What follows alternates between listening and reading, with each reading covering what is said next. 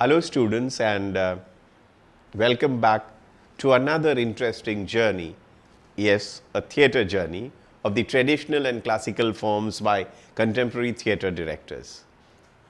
It is very interesting. A source book for the various forms of performance in India is invariably Bharat's Compendium, the Natya Shastra. One striking feature of the Natya Shastra or theatre from the beginning is its intimate connection with dance, an integral part of theatre. For example, in Harivamsha 200 AD, we meet with an expression like Natakam Nanrutya, they danced a play. The Sanskrit drama as envisaged by Bharata actually appears to be more like a dance drama with music and dance movement. By the time of Rajshekhar Kapura Manjari, that is about 1000 AD, it is evident that pure dance drama had given place to musical plays, which was perhaps known earlier but had not become very popular with dramatists. The growth of the musical play later on generally determined the dance drama forms of the regional languages in the later medieval period. Karpura Manjari therefore presents before us a kind of drama which was very much akin to what is today known as operatic dance drama. The classification of many minor varieties of theatre, that is the Uparupakas, in the post-Bharata age derived from the principles laid down in the Natya Shastra includes the Chitra Kavya, which appears to have provided the inspiration to some writers and composers to model their work along the similar lines. Jayadev Geet Govind is an excellent example of Chitra Kavya and is exercised a far-reaching influence on the development of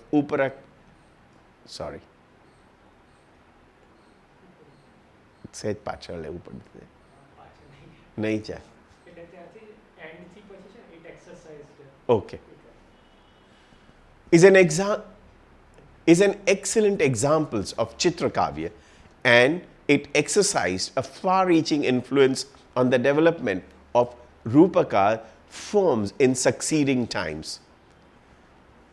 It has not only inspired numerous Sanskrit imitations but also led to a flowering of a class of musical dance drama in local languages, sometimes mixed with Sanskrit in different parts of the country.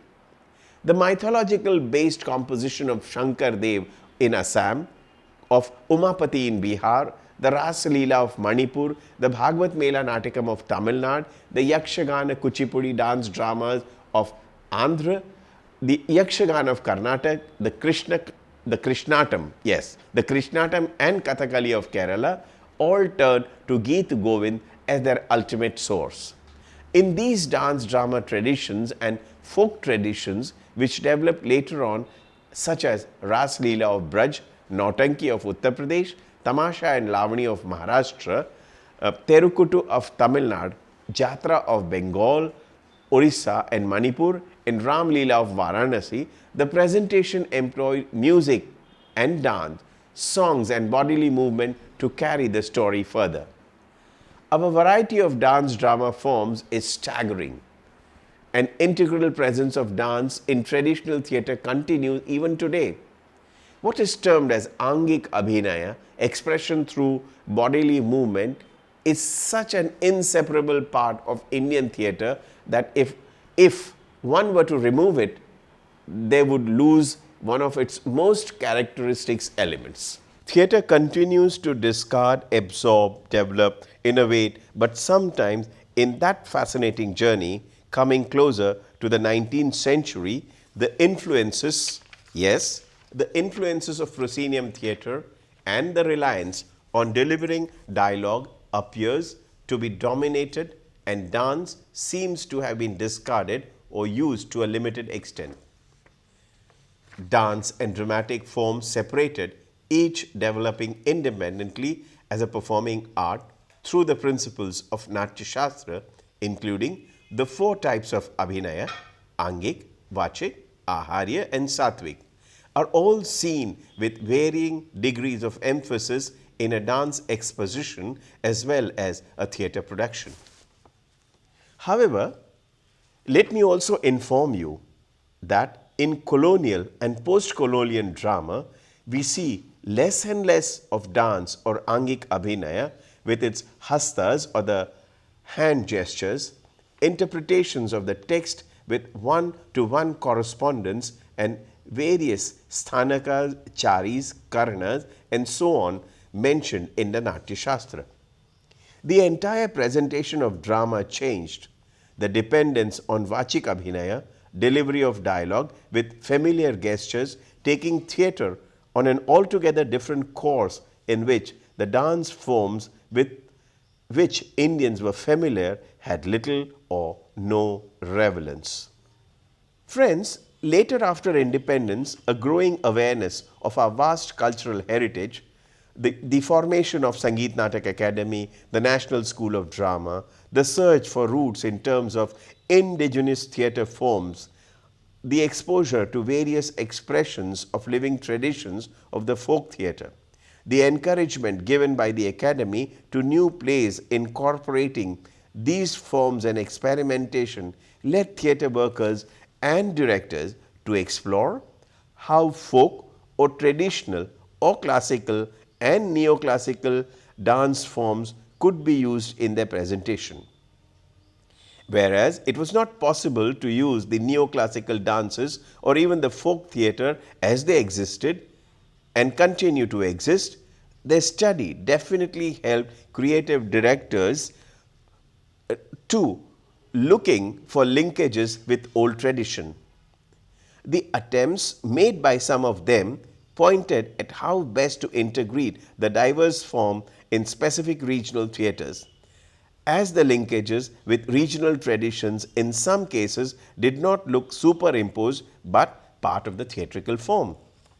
Of the earlier plays, Maina Gurjari in Gujarati in the 50s used bhavai with considerable success. The typical movement and the footwork, the dances to the beat of the percussion had the traditional bhavai flavor. Later, a number of plays were written in Gujarati to explore the possibilities of using bhavai for secular theatre. Jayanti Patel wrote several veshas on the character of Ranglo. Bakul Tripathi also wrote plays under the category of Leela. Nevertheless, the vitality and rigor of bhavai eluded a number of such experiments. A production directed by Shanta Gandhi, Jasma Odan, in Hindi was an exercise to study Natya Shastra and the various theatrical conventions using simple dance steps along with music. The formation of a chorus by women singing and the groupings were impressive. With the old purpose of interaction with the living traditions of forms like Yakshagana, Ibrahim El-Qazi, the director of National School of Drama, invited K. Shivram Karand for a workshop. The training in this dance drama form indeed extended the horizons of contemporary theatre. B.V. Karand directed Macbeth using Yakshagana footwork, movement and conventions. And the play Macbeth directed by B.V. Karand was known as Barnum I in Hindi. Such experiments were successful in part. The connoisseurs were completely happy. The process offered insights into how traditional forms can be explored. In Mumbai or Bombay, Vijaya Mehta directed Mritshakati for German actors employing Kathakali with the help of noted exponent Krishnan Kutty. No attempts were made to turn the actors into expert dancers, as the grammar of the hand gestures in Kathakali along with other aspects of its Angik Abhinaya demanded rigorous training for several years. What Vijaya Mehta and Krishnan Kutty attempted was to give a flavor of Kathakali movement and also of dance at the dramatic moment to enhance the impact. Vijaya Mehta also later sought the collaboration of Kathak exponent Rohini Bhate for dance movement in her production of Shakuntala. In this case, one also saw the use of dance in the Nandi, the prologue, according to the conventions of the traditional theatre with a Sutradhar and Nati. And after their exit, the enactment of the play proper with dance movement at appropriate junctures, which fitted very well. In dance drama traditions like Bhagwat Mela Natakam, Kuchipudi and Yakshagan, and in assorted folk forms, an opening prayer to Ganpati, the remover of obstacle, is a must. This convention rapidly found favor with most directors who use their mythological stories or theme which could lend themselves easily to the use of such conventions. The invocation of Ganpati became a regular part of the first scene of the play with suitable music and singing and simple shuffling of the feet. Jabbar Patel used his actors to form a human wall in Ghashiram Kotwal, an artistic device utilizing simple footwork, providing a backdrop and also presented it imaginatively. The Ganesha song of Ghashiram Kotwal is sung as follows. Shri Ganaraya Nartan Kari Ami Punyache Baman Hari. Two major directors attempt to use regional traditions with which they are familiar have indeed shown a commendable and remarkable combination of dance, martial art, music and theatre. Those of Kavalam Narayan Panikar and Ratan Thiyam. Kavalam, as he is popularly known, has, through grasp of southern dance drama forms like Kathakali, Kudiyattam, Mutiyattu, Thayyam, and also typical music school of Kerala, Sopanam, including various talas. His acquaintance with Kerala's folk theatre and folk dances is also sound. Therefore, when he turned to Sanskrit plays, Bhasa's work like Madhyam Vyayog and Urubhangam, he used the elements of Kudiyattam and dance techniques and hastas of Kathakali, as these forms lend themselves to the theme without violating the basic aesthetics. The rendering of Sanskrit text in the way that Kudiyattam actors, dancers speak, and their use of the typical hand gestures, body movements, stances and postures look perfect as they derive their strength from the regional dance and theatre forms. Under his direction, the actors trained themselves to use their body for the movement, whereas no attempt was made to make these productions like dance drama. The Angik Abhinay neither jarred nor looked superimposed. To die-hard dance buff, they might have seemed watered-down version of a thorough and exacting dance technique. But since the aim was not to reproduce the play as complete dance drama, the experiments did succeed in the reintroduction of dance to theatre. For they had a direct bearing to the region and used the living art form still practiced by a large number of dancers and actors. In Urubhangam, Kavalam used the huge mask and costume of Thayyam with sensitivity and imagination, which made the character of Duryodhan acquire a new dimension. In Karim Kuti, he applied Malayalam folk theatre convention that blended with the theme and dramatic presentation. Ratan Thiyam seemed to have an added advantage, as even today in Manipur, the performing arts are a part of one's upbringing. Classical, folk and traditional dance are alive. Everyone learns dance as a child, plays instruments and sings.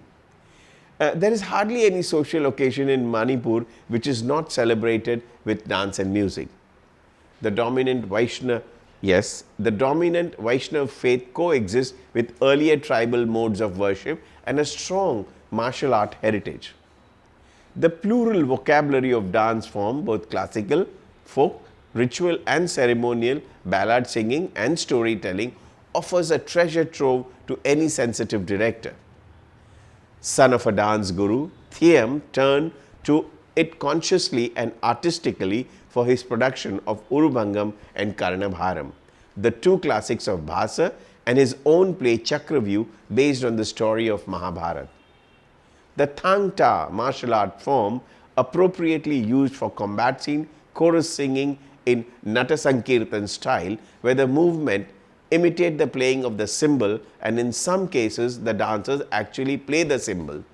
The classical Manipuri dances by women and men, the dancing with flag staff typical during the holy festival, the Pungucholam or playing upon the drums while dancing have all been imaginatively detailed by him in his plays.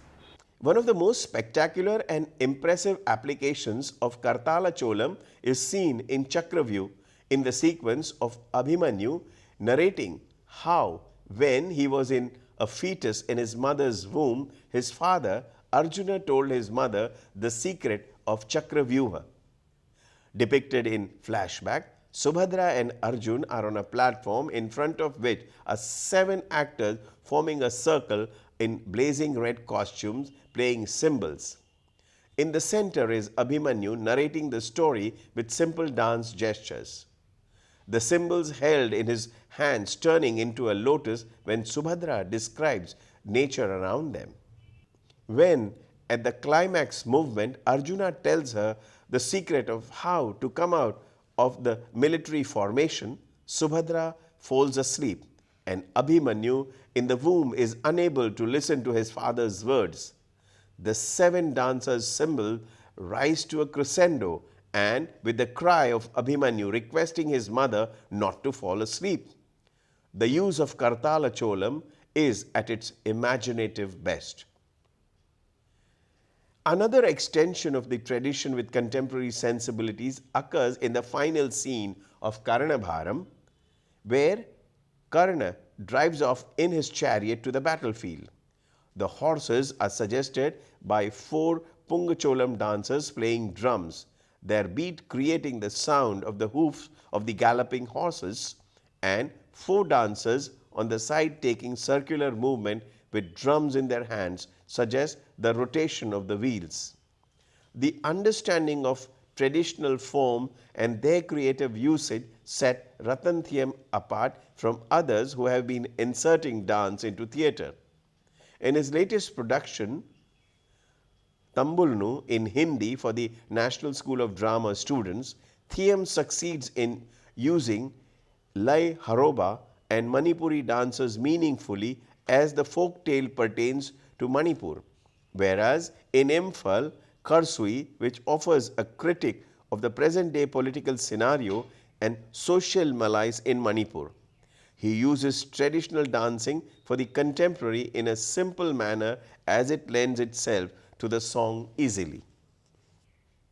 In recent years, other directors from other parts of India have also used local dance traditions with considerable success. Like in Karnataka, you have B. Jayashree, a gifted directress who employs folk conventions in her productions like Lakshapati Rajanne Kathe. With Yakshagan dance movement and group formation, flashing torches in the hands of the actor, the choreographic sequence looks spectacular. The attempt is not an exact recreation of Yakshagana dance drama, but the source of inspiration is in tune with the thematic content.